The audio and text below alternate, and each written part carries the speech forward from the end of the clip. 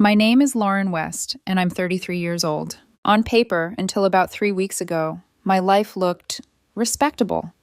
Not glamorous, not inspirational Instagram reel material, but solid in that quietly impressive way that only people who pay their bills on time really understand. I'm a project manager for a mid-sized logistics company. My days are Gantt charts, color-coded spreadsheets, and meetings where everyone pretends disaster isn't 5 minutes away if someone misplaces a decimal. I like it that way. Projects have beginnings, middles, and ends. Timelines, milestones. If something breaks, you identify the problem, assess the damage, and fix it. For a long time, I thought my relationship was like that too. 4 years together, 1 year engaged, a wedding 2 weeks out. Everything slotted neatly into the future like tasks on a roadmap. Honeymoon, maybe a house in a few years, kids eventually, joint accounts, shared holidays. It all felt inevitable. The night everything fell apart, I was alone in our apartment, sitting at the dining table we never actually ate at, hunched over my laptop. It was 3:15 a.m. The only light in the room came from the spreadsheet that had become my personal hell, the seating chart. 214 guests, friends, family, co-workers, obligatory invitations. Every time I moved one name, 3 others shifted, and someone's feelings were apparently going to be hurt forever. My eyes were burning, my back hurt, and my sanity had left the building 3 iterations ago. Meanwhile, my fiancé, Connor, 30, was off on his Bachelor weekend. One last hurrah with the guys, he'd said, grinning, wrapping his arms around my waist in the kitchen a few nights earlier. I'm not worried, I'd told him, and I'd meant it. I'm not really the jealous type. I don't have time for that kind of drama. I was honestly looking forward to the quiet. No wedding talk, no opinions about napkin colors, no, babe, is it really a big deal if we add 6 more people? Just me, my spreadsheet, and the gentle hum of my own anxiety. My phone lit up next to the laptop, vibrating angrily against the wood. I glanced at the time and immediately felt that little drop in my stomach. 3:15 a.m. is not a good hour for news. It was a text from Connor. Connor, Lauren, hey, are you awake? Another text came in before I could respond. Please don't be mad. My heartbeat picked up a slow, heavy drum. Another bubble. I'm so drunk. Then, Becca let this girl hang with us, and a long pause. The typing bubble appeared, disappeared, appeared again. Then the message came through in one long, nauseating block. I accidentally slept with someone. It meant nothing. I promise it was a stupid accident. I love you. This doesn't change anything. Please tell me we're okay. I stared at the screen. I don't know how long. 5 minutes? 10. Long enough for my eyes to start watering from not blinking. Accidentally slept with someone. The phrase looped over and over in my head like a bad line from a worse movie. Accidentally. As if he'd tripped and fallen into her. As if physics and gravity and alcohol had conspired and he'd had absolutely no say in any of it. I waited for the first wave of emotion to hit. Rage, heartbreak, something. But what I felt instead was clarity. A switch flipped. I'm a project manager. When a project fails, you don't sit there and argue with the scope document. You don't pretend the milestone didn't get missed. You mark it. Failed. You cut your losses. You move on. Our 4-year relationship, our 1-year engagement, the wedding 2 weeks away, suddenly it was all just a catastrophic project. And he had just sent me the incident report. I typed back one sentence. Me. Accidents happen. My hands barely shook. That scared me a little. I put my phone face down, turned off the ringer, and sat there, listening to the hum of the fridge and my heartbeat pounding in my ears. Then I got to work. First, the wedding. I opened my email, pulled up the shared wedding guest list, the one I'd meticulously maintained because, of course, that had become my job too. 214 email addresses stared back at me. My parents, my boss, his boss, the cousin who'd already warned me she'd be devastated if she sat near the wrong side of the family, his super religious great aunt, everyone. I started a new email. Subject line, urgent, wedding cancellation, Lauren and Connor. My fingers hovered over the keys for a second, then began to move. The words came out cleaner than I expected, detached, almost formal. I wrote that it was with deep regret I had to inform them the wedding was canceled. That the reason for this sudden change was that earlier that morning I'd been informed my fiancé had accidentally slept with another woman during his bachelor party. I used Connor's wording on purpose. I wrote that while he insisted it meant nothing, it meant everything to me. I explained that all non-refundable deposits were being forfeited, that we would work to return any gifts already sent. I apologized for the inconvenience, especially for those who had already booked travel. I added one last line about how any future communication on the matter could be directed to Connor, who was currently indisposed. I read it through twice. My eyes snagged on the phrase, accidentally slept with another woman, and something brittle in me wanted to laugh. Then I hit send. 214 people now knew. There was no taking it back. No, we worked through it, no sweeping it under the rug. I didn't feel good. I didn't feel bad. I felt done. Next, vendors. I pulled up the folder of contracts. Venue, caterer, band, photographer, florist, DJ. All of them in my name. My careful budget, my careful savings, all poured into a day that was now a corpse. Every contract had a cancellation clause. Every clause said the same thing, non-refundable deposits. I wrote the same email over and over with small variations. Due to unforeseen personal circumstances, we must cancel the event scheduled for date. I understand the deposits are non-refundable. Please confirm cancellation in writing. Send, send, send. With every email, I watched the mental number in my head go up. 10,000, 15, 25, 30. $30,000. My $30,000. Connor's parents, Jean and Eliza, had contributed $15,000, but that had mostly gone to the upgraded floral arrangements and the statement arch Eliza insisted would make the photos timeless. My money had gone to literally everything else. I sat back, feeling the numbness settle a little deeper. Final task? Home. We lived in my apartment. The lease is 100% in my name. Connor moved in a year ago with a couple of suitcases and a box of mismatched mugs. His contribution was making the place feel less like a spreadsheet, as he liked to joke. At 3:45 a.m., I called the 24-hour shower locksmith. There's something surreal about explaining to a stranger at that hour that you need your locks changed. Now, because your fiancé just cheated on you in another city. By 5:30 a.m., the locksmith had finished. New keys in my hand. Connor's copies, useless. When the door shut behind the locksmith, the apartment felt different. Not lighter, not yet, just mine again. I picked up my phone. There were 3 missed calls from Connor and a string of increasingly panicked texts I deliberately did not read. I opened a new message. Me. Check your email. And check the wedding guest list email. I've accidentally canceled our wedding. I've also accidentally changed the locks. Don't come home. We're done. I stared at it, then hit send. Then I blocked his number, and Becca's. Becca, his constant enabler, the one who always thought it's not that deep whenever Connor crossed a line. The sun was starting to lighten the sky outside my window, turning the buildings a dull gray. My eyes burned.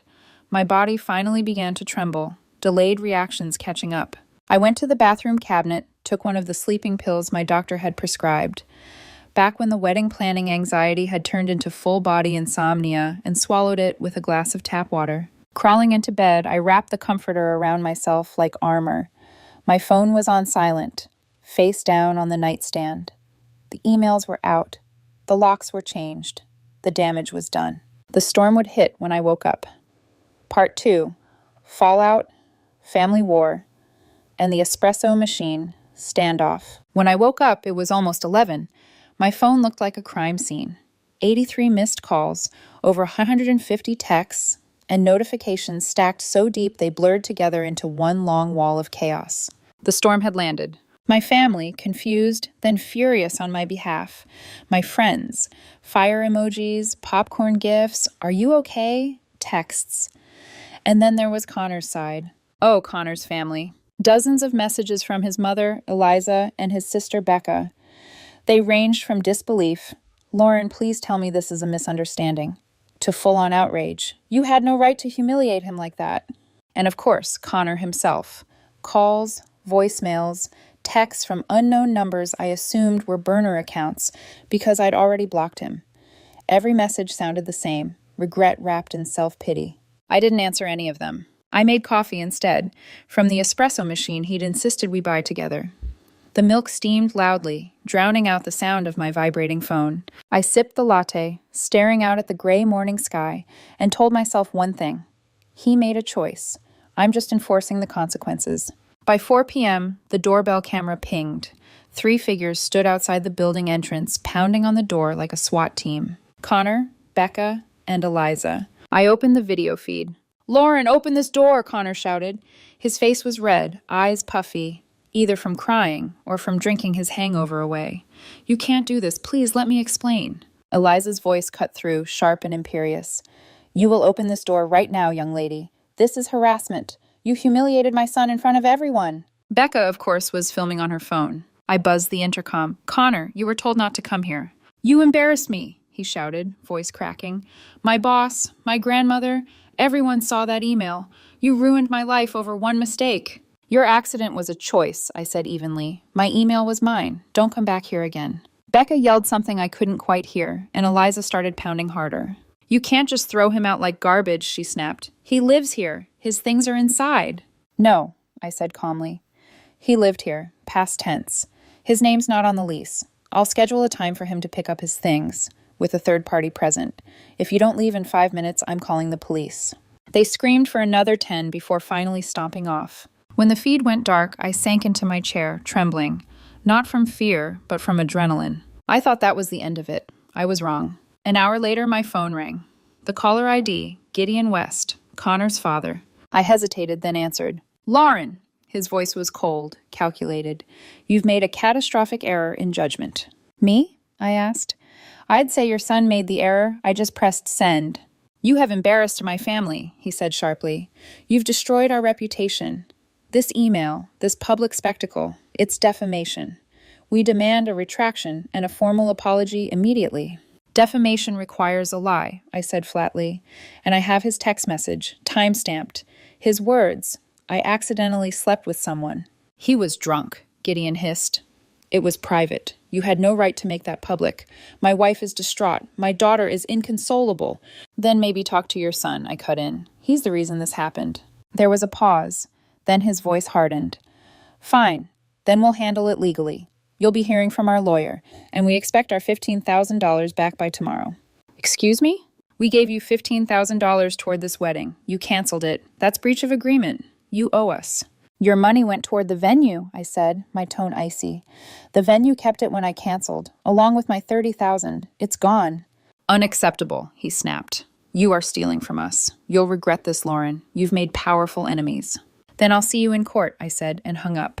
My hands were shaking again, but this time I smiled, because underneath the fury was a quiet, certain truth.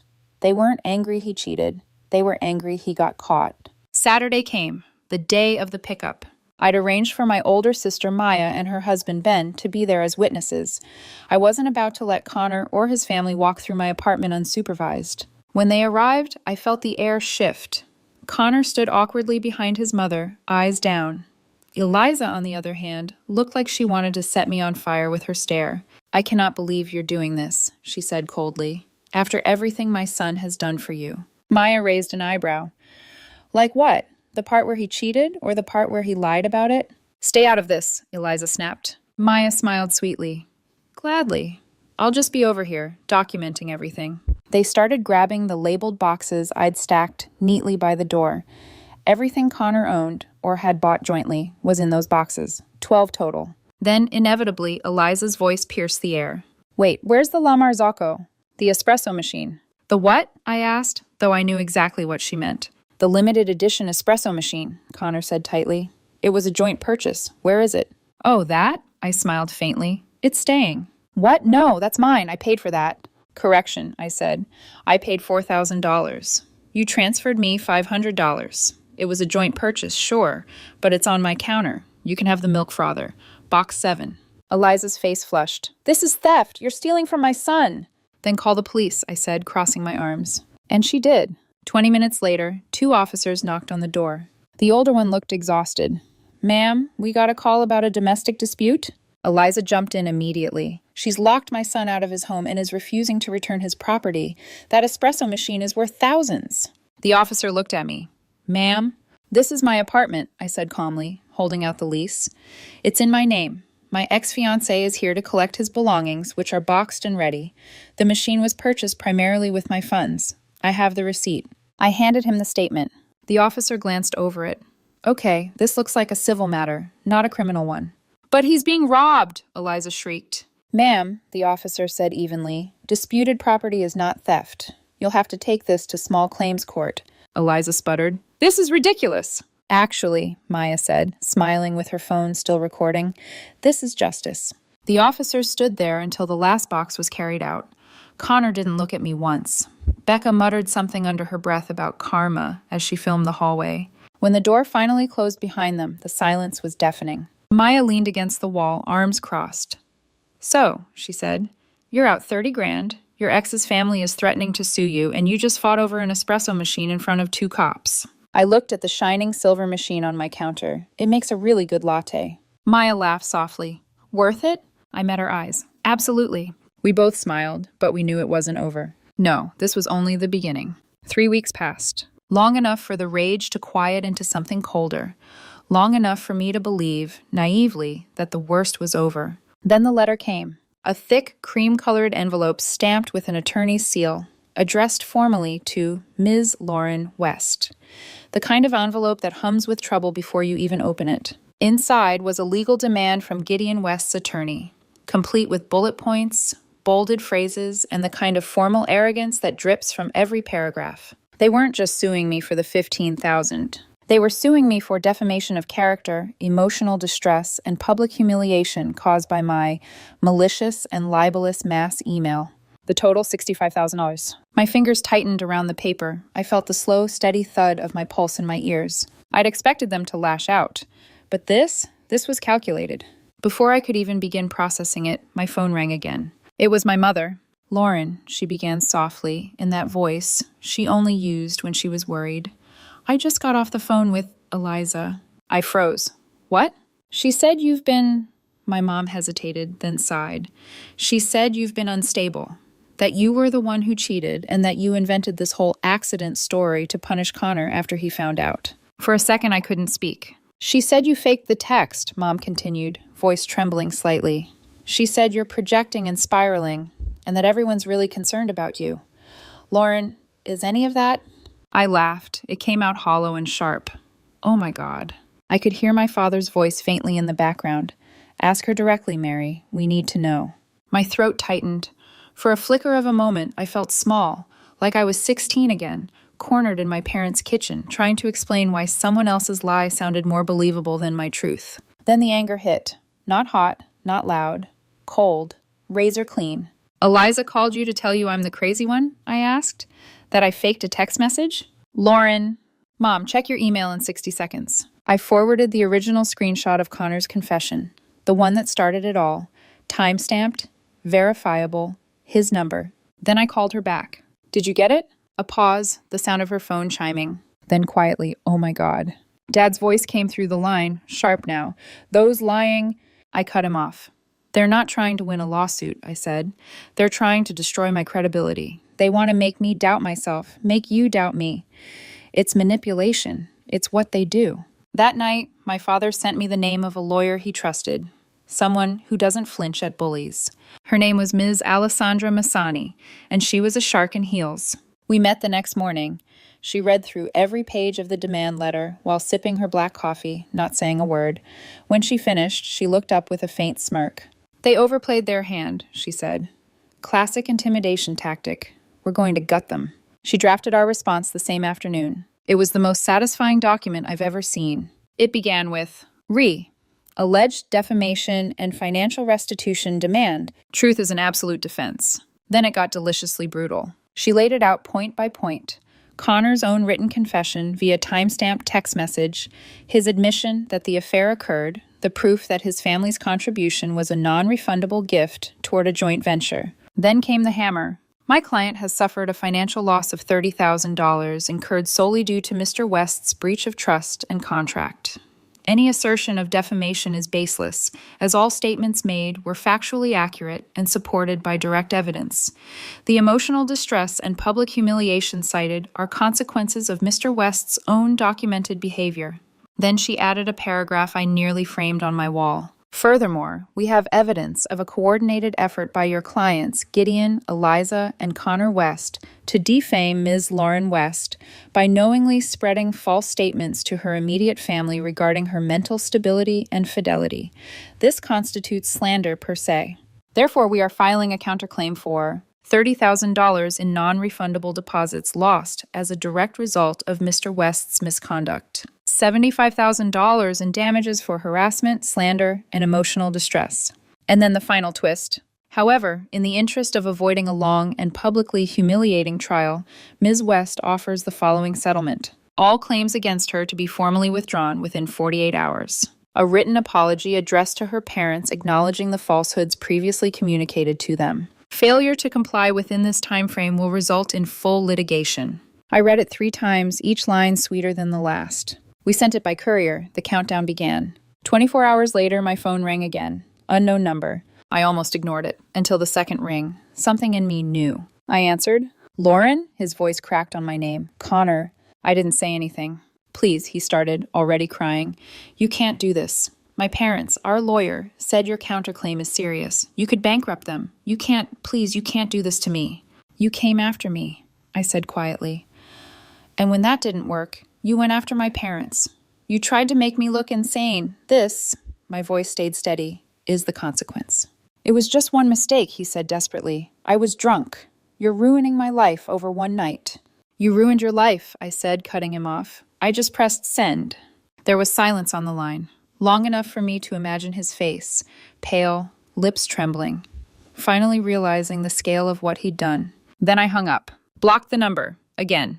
Hour 47. A courier knocked at my door. Inside the envelope was a single-page notarized withdrawal of all claims. And a stiff letter. Our clients, Gideon and Eliza West, regret the misunderstanding that occurred during their communications with your parents regarding the circumstances of the wedding's cancellation. No apology, not really, but enough. They blinked, they folded, they surrendered.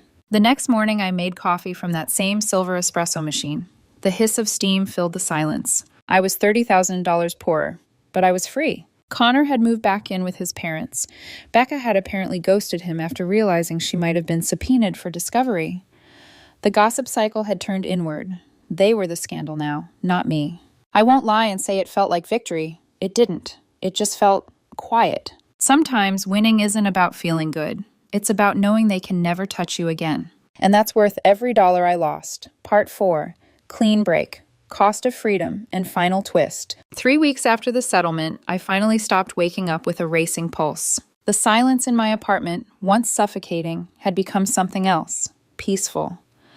I'd rearranged the furniture, repainted the wall behind the couch, a deep navy, and sold the engagement ring online for enough to cover 2 months of rent. Every morning, I made a latte from the very same espresso machine that started a full-blown police visit. It hissed and steamed like a reminder. You survived this. I wish I could say I was thriving, that I'd leapt into some newfound life full of gratitude and peace. But truthfully, I was just breathing again, learning what it felt like to exist without the constant static of someone else's expectations. Then one afternoon, as I was leaving work, my phone buzzed. A new text. Unknown number. Hey, Lauren, you probably don't want to hear from me, but please. I just need 5 minutes. In person, please. I stared at it for a long moment. It was Connor. My first instinct was to delete it. My second was to block him again. But curiosity is a dangerous thing, and mine got the better of me. I told myself I wanted closure. One final confirmation that I'd done the right thing. So, 2 days later, I agreed to meet him at a cafe. Neutral ground. He looked smaller somehow. His once perfect hair was unkempt, his shirt wrinkled. When he saw me, he tried to smile, but it came out lopsided and sad. Lauren, he began, voice quiet. You look good. I just stared. Say what you need to say. He nodded, fidgeting with his coffee cup. I lost my job. Word got around. People saw the email. The lawsuit. My boss said it was bad for the company's image. I said nothing. My parents. He exhaled shakily. They're still furious, but they've stopped talking to Becca. She admitted she was the one who invited that girl over. She thought it'd be funny. I felt the bitterness rise in my throat. So you're saying you were set up? No, he said quickly. It was still my choice. I don't even know why I did it. I loved you. I still do. The words hung there like smoke. You don't love someone you humiliate, I said softly. You just love how they make your life easier. He flinched. I wasn't easy, I continued. You liked that I handled things. The bills, the planning, the saving, the details. You got to just show up and smile. But when it came time to actually protect what we built, you chose the path of least resistance and the lowest decency.